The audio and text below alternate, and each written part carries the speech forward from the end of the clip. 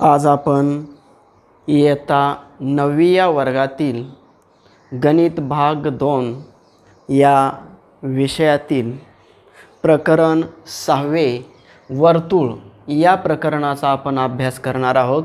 हे प्रकरण सुरू करण्याच्या आधी तुम्हाला काही बेसिक कन्सेप्ट क्लिअर असणं आवश्यक आहे। तर आपण ते पूर्णच्या पूर्ण बेसिक कन्सेप्ट क्लिअर करू आणि त्यानंतर या वर्तुळ प्रकरणातील सराव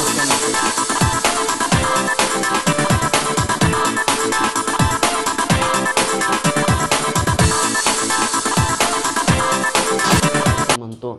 एका स्थिर बिंदूपासून ठराविक मर्यादित केलेल्या बिंदूच्या संचाला वर्तुळ असे म्हणतात। मग उदाहरण म्हणून मी या ठिकाणी एक वर्तुळ काढलेला आहे। याच्या केंद्राला मी ओ नाव दिलं तर ओ केंद्र असलेले वर्तुळ, या केंद्राला मी पी नाव दिलं तर पी केंद्र असलेले वर्तुळ, जे सेंटर पॉइंट असतो त्याला आपण केंद्र म्हणतो। जर आर दिलं तर आर केंद्र असलेले वर्तुळ। तर वर्तुळ आणि वर्तुळ केंद्र हा कन्सेप्ट तुमचा क्लिअर झाला। त्यानंतर त्रिज्या, वर्तुळाची त्रिज्या म्हणजे हा वर्तुळाचा केंद्रबिंदू झाला। केंद्रबिंदूपासून वर्तुळापर्यंतच्या अंतराला आपण त्रिज्या असं म्हणतो। उदाहरणार्थ हे पी ए वर्तुळ केंद्रापासून वर्तुळापर्यंतचं अंतर आहे, त्याला आपण त्रिज्या म्हणायला लागलो। तर पी ए ही एक त्रिज्या झाली। जर तुम्ही दुसऱ्या बाजूला त्रिज्या काढली तर पी बी ही एक दुसरी त्रिज्या झाली। तुम्ही कितीही जरी त्रिज्या काढल्या तर या सर्वांचं माप हे समान असतं, म्हणजे एका वर्तुळात काढलेल्या सर्व त्रिज्यांची लांबी ही समान असते। वर्तुळ केंद्रापासून वर्तुळापर्यंतच्या काढलेल्या रेषाखंडाला आपण त्रिज्या असं म्हणतो। त्यानंतर जीवा, वर्तुळ केंद्र झालं, याला आपण ओ नाव दिलं। वर्तुळ केंद्रावरती मी पी बिंदू घेतला आणि दुसरा बिंदू हा क्यू बिंदू घेतला, म्हणजे वर्तुळावरतील दोन मी भिन्न बिंदू घेतले तर या दोन भिन्न बिंदूंना जोडणाऱ्या रेषाखंडाला जीवा असे म्हणतात। वर्तुळ केंद्रावरील दोन भिन्न बिंदूंना जोडणाऱ्या रेषाखंडाला जीवा असे म्हणतात। तुम्ही म्हणाल येथेच काढावी लागते का जीवा? तुम्ही कोठेही काढा। मी या ठिकाणी एक्स बिंदू घेतला, वाय बिंदू घेतला, एक्स आणि वाय बिंदू मी जोडले, एक्स वाय ही जीवा झाली। तुम्ही या ठिकाणी काढा, कोणत्याही ठिकाणी तुम्ही जीवा काढू शकता आणि कितीही काढू शकता। त्यानंतरचा कन्सेप्ट आहे व्यास। ही जशी जीवा आहे तसं वर्तुळ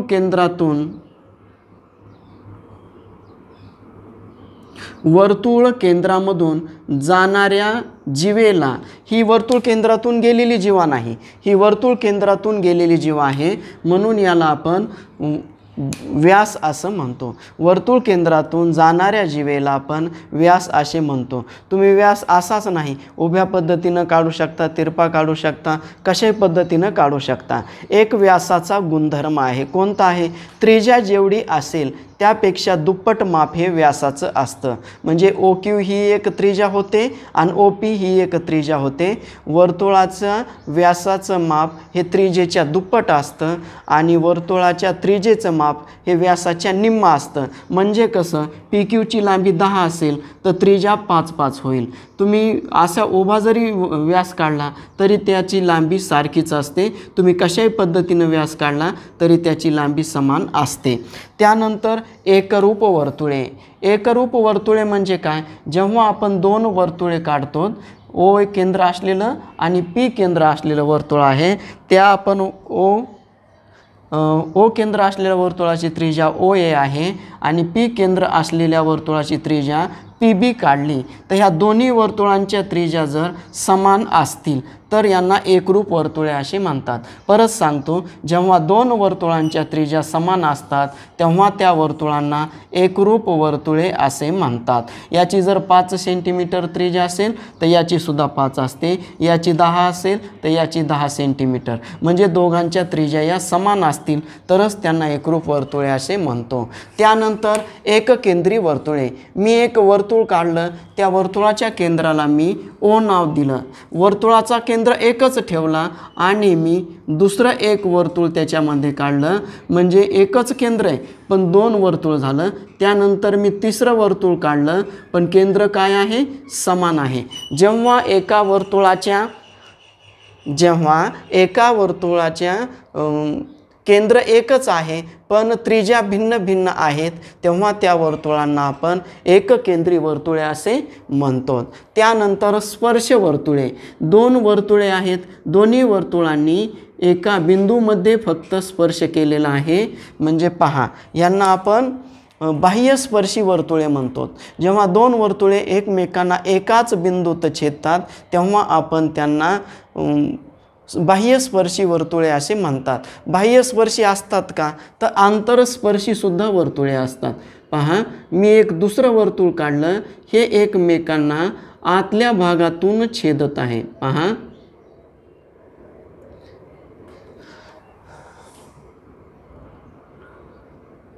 मी दोन वर्तुळे काढले, ही दोन वर्तुळे बाह्यस्पर्शी आहेत. मी दोन वर्तुळे काढले परंतु दोन्हीही वर्तुळे एकमेकांना आर या बिंदूमध्ये स्पर्श करत आहेत.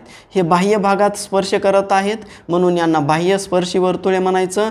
हे आतल्या भागामध्ये स्पर्श करत आहेत म्हणून यांना आंतरस्पर्शी वर्तुळे म्हणायचं. त्यानंतर छेदणारी वर्तुळे. जेव्हा दोन वर्तुळे एकमेकांना दोन भिन्न बिंदूमध्ये छेदतात, एका बिंदूत छेदत असतील तर ते स्पर्श वर्तुळे म्हणायचं, आणि जेव्हा दोन वर्तुळे एकमेकांना दोन भिन्न बिंदूमध्ये छेदत असतील तेव्हा त्यांना छेदणारी वर्तुळे असे म्हणतात. हे उदाहरण तुमच्यासमोर दोन वर्तुळे छेदणारी काढलेली आहेत. त्यानंतर प्रमेय आपण पाहणार आहोत. प्रमेय नीट व्यवस्थित लक्ष द्या. 9वीसाठी तर महत्त्वाचं आहे परंतु 10वीच्या दृष्टीने सुद्धा याच्यावरची उदाहरणं आधारित आहे. वर्तुळाचा मी केंद्र काढला, त्याला ओ नाव दिलं आणि काय केलं, मी एक जीवा काढली, ए बी नावाची एक जीवा काढली. हे बघा, वर्तुळ केंद्र काढलं आणि त्या वर्तुळामध्ये मी एक जीवा काढली. जर मी या वर्तुळ केंद्रातून जीवेवर लंब टाकला, पहा या वर्तुळ केंद्रातून जीवेवर लंब टाकला तर जीवा दुभागली जाते. हा प्रमेय झाला. परत सांगतो, वर्तुळ केंद्रातून जीवेवर टाकलेल्या लंबाने जीवा दुभागली जाते, हा प्रमेय झाला. म्हणजे जर ए बीची लांबी 10 असेल तर हे 5 5 होईल, पण कधी, ज्यावेळेस हा लंब असायला पाहिजे. ए सीची लांबी 20 असेल तर हे 10 होईल, बी सी 10 होईल, म्हणजे दोन समान भागामध्ये रूपांतर होतं. वर्तुळ केंद्रातून जीवेवर टाकलेल्या लंबाने जीवा दुभागली जाते, हा प्रमेय झाला. आणि व्यत्यास. वर्तुळ केंद्रातून जर एखाद्या रेषेमुळे एका जीवेचे दोन समान भागामध्ये रूपांतर होत असेल तर ही रेषा जीवेला लंब असते. परत सांगतो, व्यत्यास. एकरूप जीवांचे गुणधर्म आणि त्याचा व्यत्यास. उदाहरणार्थ घ्या, मी या वर्तुळाला पी हे नाव दिलं, म्हणजे पी केंद्र असलेले वर्तुळ. या वर्तुळामध्ये मी दोन जीवा काढल्या. उदाहरणार्थ पी क्यू नावाची क्यू आर नावाची एक जीवा काढली आणि एक्स वाय नावाची एक जीवा काढली. नीट लक्ष द्या, मी काय केलं, पी केंद्र असलेल्या वर्तुळामध्ये आर क्यू नावाची एक जीवा काढली आणि एक्स वाय नावाची एक जीवा काढली, परंतु या दोन जीवांची लांबी समान आहे. काय आहे, जीवा एक्स वाय एकरूप जीवा क्यू आर. लक्षात घ्या, दोन जीवांची लांबी समान आहे. जर या दोन जीवांची लांबी समान असेल तर वर्तुळ केंद्रापासूनचं अंतर हे यांचं समान असतं, हे लक्षात घ्या. म्हणजे कसं, या ठिकाणी मी झेड नाव दिलं आणि या ठिकाणी मी यस नाव दिलं.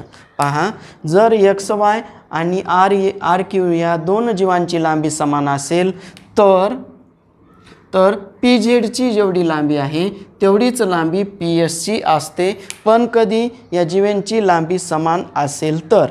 आता याचा व्यत्यास काय आहे, वर्तुळ केंद्रापासून जर समान अंतरावर जीवा असतील, म्हणजे पी झेडचं लांबी आणि पी एसची लांबी समान असेल तर जीवांची लांबी समान असते. पहा, जीवांची लांबी समान असेल तर केंद्रापासूनचं अंतर समान असतं आणि केंद्रापासूनचं अंतर समान असेल तर जीवांची लांबी समान असते. हा प्रमेय झाला. हे जर तुम्हाला तुम्हाला सर्वांना लक्षात आलेलं असेल तर तुम्हाला सरावासाठी देतो. एक तुम्ही वर्तुळ काढा, वर्तुळाला केंद्र, तुम्ही कोणत्याही मापाचं वर्तुळ काढा, न मोजता वर्तुळ काढा आणि त्याला केंद्र नाव द्या. ते केंद्राला नाव द्या आणि ते दिल्यानंतर त्या वर्तुळाचे त्रिज्या काढा आणि त्रिज्यांची लांबी समान आहे का याचा पडताळा घ्या.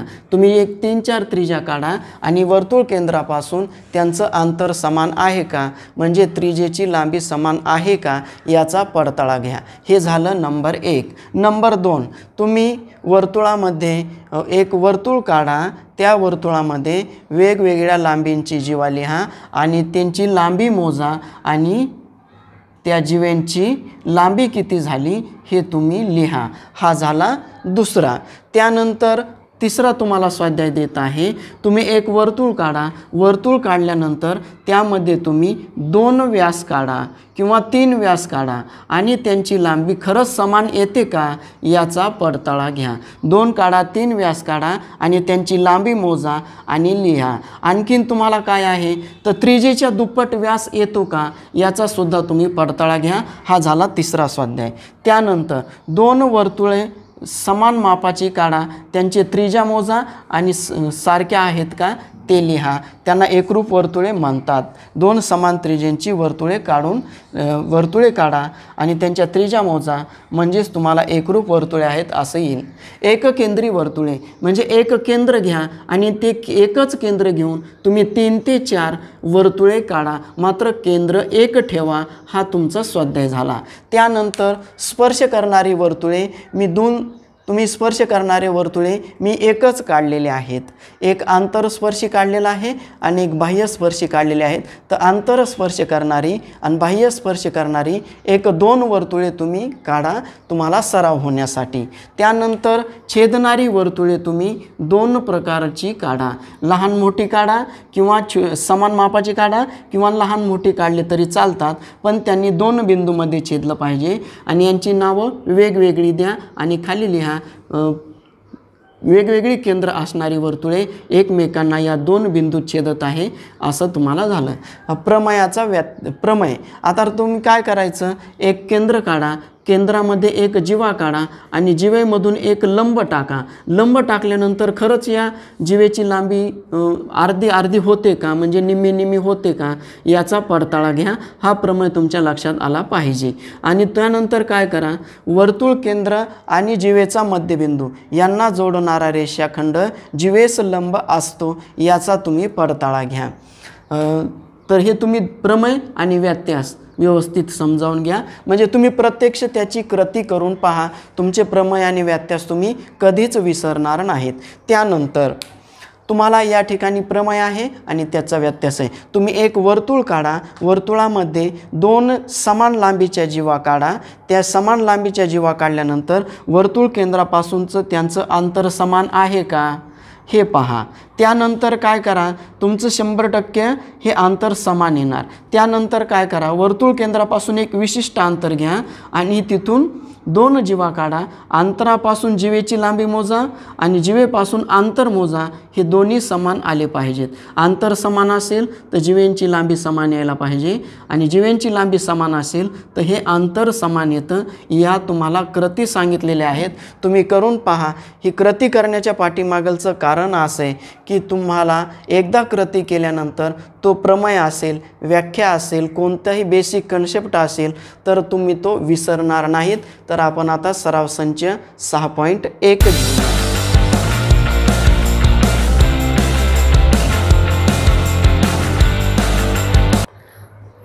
सराव संच 6.1 मधील प्रश्न पहिला असा आहे, ओ केंद्र असलेल्या वर्तुळामध्ये जीवा AB दिलेली आहे. त्या जीवेची लांबी दिलेली आहे 12 सेंटीमीटर आणि वर्तुळ केंद्रापासून जीवेपर्यंतचं अंतर हे 8 सेमी दिलेलं आहे आणि आपल्याला विचारलं या वर्तुळाचा व्यास किती.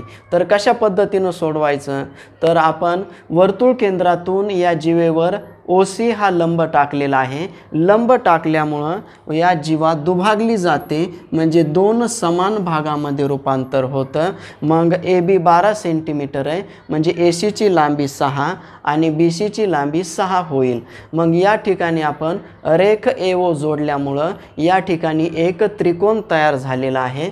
या ठिकाणी लिहिले पहा, रेख AB वर बिंदू C घेतला. कशा पद्धतीनं घेतला तर रेख OC लंब जीवा AB हा लंब टाकल्यामुळं वर्तुळ जीवा दुभागली गेलेली आहे. वर्तुळ केंद्रातून जीवावर टाकलेल्या लंबाने जीवा दुभागली जाते. या प्रमेयावरून ACची आणि BCची लांबी समान झाली. ABची लांबी 12 आहे, म्हणून ACची लांबी ही 6 आलेली आहे, दुभागलेली आहे. आता यानंतर त्रिकोण AOC मध्ये कोन C बरोबर 90 अंश, कारण हा लंब या जीवेवरती टाकलेला आहे. लंब टाकल्यामुळे हा कोन 90 अंशाचा झाला आहे. मग हा काटकोन त्रिकोण तयार झालेला आहे. म्हणून पायथागोरसच्या प्रमेयावरून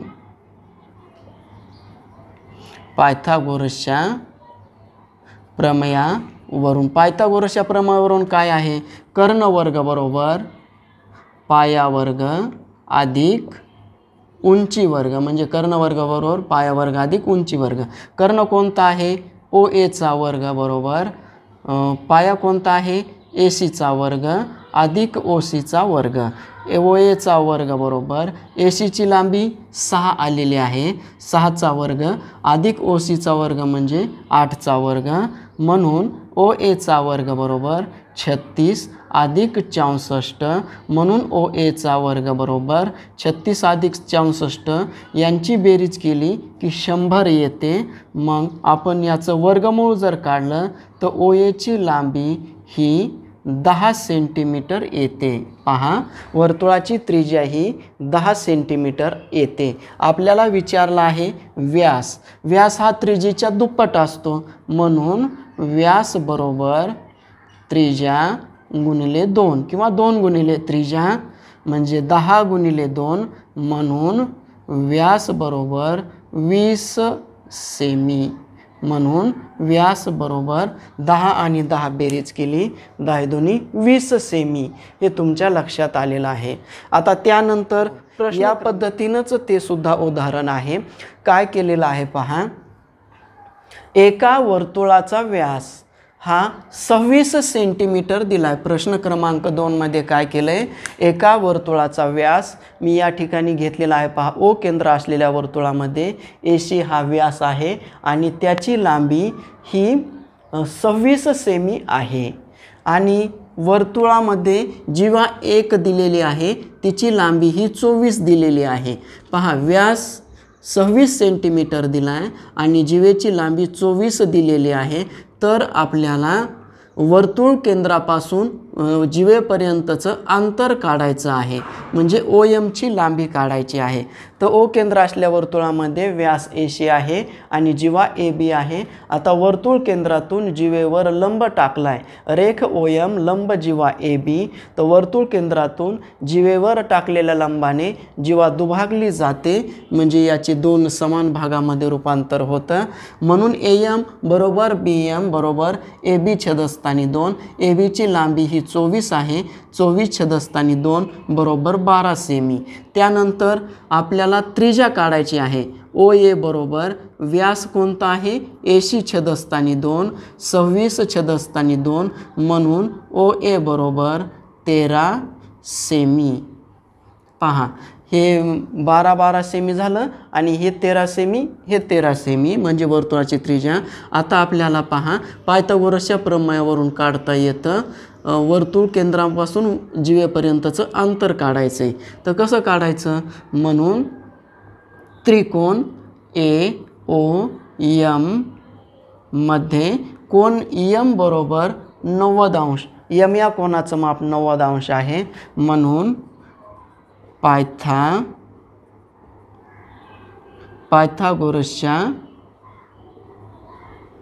प्रमेयावरून. काय आहे पायथागोरसचा प्रमेय? तर कर्णवर्ग बरोबर, कर्ण कोणता आहे? AO आहे. कर्णवर्ग बरोबर पाया कोणता? AM चा वर्ग अधिक उंची वर्ग म्हणजे OM चा वर्ग. AOची लांबी आपल्याला दिली आहे 13चा वर्ग बरोबर AM ची लांबी किती आहे? 12चा वर्ग अधिक OM चा वर्ग आपल्याला काढायचा आहे. मग 13चा वर्ग 169 बरोबर 12चा वर्ग 144 अधिक OM चा वर्ग. धन 144 आहेत, ऋण होतील 169 मायनस 144 बरोबर OM चा वर्ग. यांची वजाबाकी केली तर OM चा वर्ग बरोबर 25 येतं. म्हणून OM बरोबर 5 सेमी. आपण वर्गमूळ काढलं या ठिकाणी, म्हणून OM बरोबर 5 सेमी. आणि शेवटीला लिहावं लागतं म्हणून वर्तुळ केंद्रापासून जीवेपर्यंतचं अंतर हे 5 सेमी असेल. हे दोन्ही उदाहरणं पायथागोरसच्या प्रमेयावरून आणि वर्तुळ केंद्रातून जीवेवर टाकलेल्या लंबाने जीवा दुभागली जाते या दोन प्रमेयावरून आपण हे दोन उदाहरणं सोडवलेले आहेत. मी आता तुम्हाला काही सरावासाठी उदाहरण देत आहे. तुम्हाला सराव संच 6.1 मधील प्रश्न पाहिल्यावरील काही मी सरावासाठी प्रश्न देत आहे. हे सरावासाठी प्रश्न यासाठी देत आहे की तुम्हाला 9वीच्या दृष्टीनं तर महत्त्वाचे आहेतच, परंतु हे सर्व उदाहरणं तुम्हाला परत 10वीला एक 3-4 गणित भाग 2 मध्ये 3 ते 4 प्रकरणामध्ये तुम्हाला हेच उदाहरणं डबल करायचे आहेत थोड्या वेगळ्या पद्धतीनं. तर त्यामध्ये तर तुमचा सराव व्हावा हा दृष्टिकोन ठेवून आपण तुम्हाला सरावासाठी उदाहरणं देत आहेत. त्यामध्ये पहा, एका वर्तुळ केंद्रापासून गणित जे पहिलं आहे त्यामध्ये मी वर्तुळ केंद्रापासूनचं प्रथम अंतर दिलेलं आहे, त्यानंतर जीवेची लांबी दिलेली आहे. या ठिकाणी पहा, तर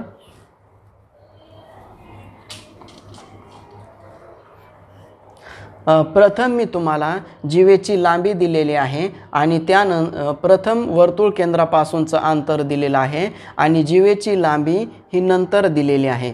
तर नंबर 1ला काय केलं आहे, तर वर्तुळ केंद्रापासूनचं अंतर हे 12 सेमी आहे आणि जीवेची लांबी ही 18 सेमी आहे. तर तुम्ही वर्तुळाचा व्यास काढायचा. त्यानंतर नंबर 2, वर्तुळ केंद्रापासूनचं अंतर हे 16 सेमी आहे आणि जीवेची लांबी 24 सेमी आहे, तर वर्तुळाचा व्यास काढा. नंबर 3, वर्तुळ केंद्रापासून अंतर 20 सेमी आहे आणि जीवेची लांबी 30 सेमी आहे, तर वर्तुळाच्या व्यासाचे अंतर काढा. नंबर 4, वर्तुळ केंद्रापासून अंतर 24 सेमी आहे आणि जीवेची लांबी 36 सेमी, तर वर्तुळाचा व्यास काढा. आणि नंबर 5, वर्तुळ केंद्रापासूनचं अंतर हे 28 सेमी आहे आणि जीवेची लांबी 42 सेमी आहे, तर वर्तुळाची त्रिज्या आणि व्यास काढा. त्यानंतर प्रश्न दुसऱ्यामध्ये काय केलं आहे, तर पहिल्यामध्ये आपण दिलेला आहे व्यास आणि नंतर जीवेची लांबी दिलेली आहे. तर तुम्हाला वर्तुळ केंद्रापासून जीवेपर्यंतचं अंतर काढायचं आहे. तर यामध्ये पहा, नंबर 1, वर्तुळाचा व्यास हा 20 सेमी आहे आणि जीवेची लांबी 12 सेमी असेल, तर वर्तुळ केंद्रापासून जीवेचं अंतर काढा. व्यास 30 सेमी आहे, जीवा 24 सेमी आहे. व्यास 40 सेमी आहे, जीवा 32 सेमी आहे. नंबर 4, व्यास 60 सेंटीमीटर आहे आणि जीवेची लांबी 36 सेमी आहे, तर वर्तुळ केंद्रापासूनचं तुम्ही अंतर काढा. त्यानंतर व्यासाची लांबी 70 सेमी आहे, जीवाची लांबी 42 सेमी आहे, तर वर्तुळ केंद्रापासून जीवेपर्यंतचं अंतर काढा. हे तुम्हाला सरावासाठी खूप महत्त्वाचे उदाहरणं आहे. सराव संच 6.1 मधील प्रश्न 5वा आपण या ठिकाणी घेत आहोत. प्रश्न 3 आणि प्रश्न 4 हे प्रश्न क्रमांक 1 आणि 2 सारखेच आहेत. पायथागोरसच्या प्रमेयाचा उपयोग करायचा आहे आणि ती उदाहरणं सोडवायची आहेत. एकदम सोपी उदाहरणं आहेत. त्यानंतर आता प्रश्न 5वा घेऊया. आपल्याला काय सांगितलं आहे, केंद्र O असलेल्या वर्तुळामध्ये लहान वर्तुळाची जीवा ही PQ आहे आणि मोठ्या वर्तुळाची जीवा ही AB आहे. तर आपल्याला सिद्ध करायचं आहे APची जेवढी लांबी आहे तेवढीच लांबी बी क्यूची आहे हे सिद्ध करायचं आहे। वर्तुळाचा केंद्रबिंदू ओ आहे आणि केंद्रबिंदूमधून जीवेवर लंब मी यम हा टाकलेला आहे, लंब टाकलेला आहे म्हणून या ठिकाणी 90 अंशाचा कोन आहे ते मी या ठिकाणी लिहिले। ओ केंद्र असलेल्या वर्तुळात रेख ए बी ही मोठ्या वर्तुळाची जीवा आहे आणि रेख पी क्यू ही लहान वर्तुळाची जीवा आहे। आता वर्तुळ केंद्रातून जीवेवर टाकलेल्या लंबाने जीवा दुभागली जाते। म्हणजे काय, रेख ओ एम लंब जीवा ए बी, म्हणजे O M he A B वरती लंब आहे आणि रेख ओ एम लंब जीवा पी क्यू टाकलेली आहे, जीवा दुभागत आहे। म्हणून काय, जेवढी लांबी ए एमची आहे तेवढीच लांबी एम बीची आहे आणि जेवढी लांबी पी एमची आहे तेवढीच लांबी एम क्यूची आहे। याला आपण समीकरण नंबर 1 नाव दिलं, याला समीकरण नंबर 2। ए एम म्हणजे काय, ए पी अधिक पी एम, ए पी अधिक पी एम आणि एम बी म्हणजे काय तर एम क्यू अधिक क्यू बी। एम बी म्हणजे काय, या दोघांची बेरीज करावी लागते आणि ए एम म्हणजे काय, ए पी आणि पी एमची बेरीज करावी लागते। या समीकरण आपण 3 नाव दिलं। या समीकरण नंबर 3 मधून समीकरण नंबर 2 वजा केलं तर काय येतं पहा, ए पी अधिक पी एम वजा पी एम, कारण समीकरण डाव्या बाजूतून डावी बाजू वजा करू आणि उजव्या बाजूतून उजवी बाजू वजा करू, म्हणजे काय येईल या ठिकाणी एम क्यू प्लस क्यू बी मायनस एम क्यू। तर काय होतं, धन पी एम ऋण पी एम कटतं, धन क्यू बी धन एम क्यू ऋण एम क्यू कटतं, म्हणजे काय राहतं ए पी बरोबर बी क्यू आणि शेवटी आपल्याला हेच सिद्ध करायचं होतं। पहा परत सांगतो, वर्तुळ केंद्रातून जीवेवर टाकलेल्या लंबाने जीवा दुभागली जाते म्हणून ए एम बरोबर बी एम आणि पी एम बरोबर एम क्यू। मग हे लिहिल्यानंतर ए एम म्हणजे काय, ए पी अधिक पी एम आणि एम बी म्हणजे काय, बी क्यू अधिक एम क्यू। मग याला आपण समीकरण 3 मधून समीकरण नंबर 2 वजा केलं तर जे सारखे आहेत ते कटतील, खाली काय राहतं ए पी बरोबर बी क्यू। शेवटीला आपल्याला हे सिद्ध करायचं। क्रमांक 6 यामध्ये काय सांगितलेलं आहे की एक वर्तुळाचा व्यास आहे तो 2 जीवांना दुभागत आहे। नीट लक्ष द्या, एक वर्तुळाचा व्यास आहे तो 2 जीवांना दुभागत आहे। जर दुभागत असेल तर त्या जीवा एकमेकींना समांतर आहेत हे सिद्ध करायचं आहे। आपल्याला पुस्तकामध्ये आकृती दिलेली नाही, आपण स्वतः आकृती काढायची। मी व्यास काढला, 2 जीवा काढल्या आणि त्यांना तो दुभागत आहे म्हणजे 2 समान भाग करत आहे हे आपल्याला दिलेलं आहे। तर आपल्याला सिद्ध करायचं आहे ए बी समांतर जीवा सी डी। आता आपण पक्ष म्हणजे काय, आकृतीचं वर्णन। ओ केंद्र असलेल्या वर्तुळामध्ये पी क्यू हा व्यास आहे, पी क्यू व्यास हा जीवा ए बीला एम बिंदूमध्ये आणि जीवा सी डीला एन बिंदूमध्ये दुभागत आहे, हे झालं पक्ष। साध्य काय, या दोन्ही जीवा एकमेकींना समांतर आहेत हे सिद्ध करायचं आहे, म्हणून साध्य बरोबर जीवा ए बी समांतर जीवा सी डी। आता पहा, जीवा ए बी व जीवा सी डी यांना आपल्याला पक्षामध्ये दिलेला आहे। जीवा ए बी व जीवा सी डी यांना व्यास पी क्यू दुभागत आहे। दुभागत आहे म्हणून काय, ए एम बरोबर एम बी आणि सी एन बरोबर एन डी आपण लिहिलेलं आहे। म्हणजे काय, एम बिंदू आणि एन मध्यबिंदू आणि वर्तुळाचा केंद्रबिंदू हे जर जोडले तर हे जीवेला लंब असतात। या प्रमेयावरून रेख ओ एम लंब जीवा ए बी आणि रेख ओ एन लंब जीवा सी डी, त्याला कारण लिहायचं जीवेचा मध्यबिंदू आणि वर्तुळाचा केंद्रबिंदू यांना जोडणारी रेषा जीवेस लंब असते, हा आपला प्रमेय झाला। आता त्यानंतर ही लंब आहे म्हणजे काय, कोन एम बरोबर 90 अंश आणि कोन एन बरोबर 90 अंश। हे लंब झाले, लंब म्हणजे हे 2 कोन 90 झाले। पहा, या 2 रेषा समांतर असतील तर या आंतरकोनांची बेरीज 180 अंश यायला पाहिजे। तर आपण बघूया या ठिकाणी, कोन ए एम ओ अधिक कोन सी एन ओ बरोबर 190 अधिक 90 बरोबर 180 अंश. 180 अंश म्हणजे काय? या दोघांची बेरीज 90 आणि 90 आहे, 180 आलेले आहे. म्हणजे हे आंतरकोन पूरक झालेले आहेत. आंतरकोन पूरक असतील तर या दोन रेषा समांतर असतात. म्हणून जीवा AB समांतर जीवा CD. आणि शेवटी आपल्याला हेच सिद्ध करायचं होतं. परत एकदा सांगतो, नीट लक्ष द्या. हे मध्यबिंदू M आणि मध्यबिंदू N आहेत. मग हे मध्यबिंदू असल्यामुळं वर्तुळ केंद्राला जोडलं की हे इथं लंब असतात, म्हणजेच 90 अंशाचा कोन होतो. आणि ON लंब CD आहे, म्हणजेच या ठिकाणी 90 अंशाचा कोन तयार होतो. हे दोन आंतरकोन आहेत. हे जर पूरक झाले तर या रेषा समांतर असतात. त्यावरून हे दोघांची बेरीज 90 आणि 90 180 आहे. म्हणजे हे दोन कोन आंतरकोन पूरक झालेले आहेत. म्हणून जीवा AB समांतर जीवा CD. तर या ठिकाणी आपला सराव संच 6.1 संपलेला आहे.